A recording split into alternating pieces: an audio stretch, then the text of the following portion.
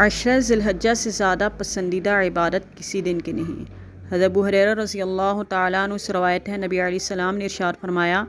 کوئی دن ایسا نہیں ہے کہ جس میں عبادت اللہ کے نزدیک عشرہ ذی الحجہ سے زیادہ پسندیدہ ہو، کیونکہ عشرہ ذی الحجہ میں سے ہر دن کا روزہ 1 سال کے روزے کے برابر ہے اور اس کی ہر رات کی عبادت شب قدر کی عبادت کے برابر ہے۔ قربانی والا اپنے بال اور ناخن نہ کاٹے۔ ام المومنین حضرت ام سلمہ رضی اللہ تعالیٰ عنہ سے روایت ہے کہ رحمت دو عالم صلی اللہ علیہ وسلم نے فرمایا،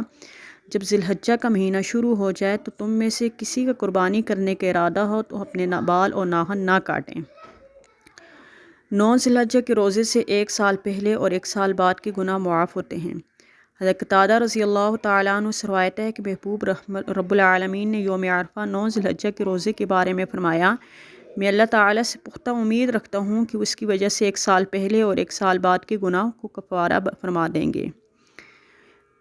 حضرت ابو امامہ رضی اللہ تعالیٰ عنہ سے روایت ہے، حضور اکرم صلی اللہ علیہ وسلم نے فرمایا، جس شخص نے دونوں عیدوں یعنی عید الفطر اور عید الاضحیٰ کی راتوں کو ثواب کا یقین رکھتے ہوئے زندہ رکھا تو اس کا دل اس دن نہ مرے گا جس دن لوگوں کے دل مردہ ہو جائیں گے۔ 8 اور 9 ذی الحجہ عیدین شب برات کی راتوں کو زندہ کرنے کے لیے جنت واجب۔ حضرت معاذ بن جبل رضی اللہ تعالیٰ عنہ سے مروی ہے، رسالت میں آپ صلی اللہ علیہ وسلم نے فرمایا، جس شخص نے ذکر اور عبادت کے ذریعے 5 راتیں زندہ رکھی اس کے لیے جنت واجب ہوگی۔ وہ 5 راتیں یہ ہیں: 8 ذی الحجہ کی رات،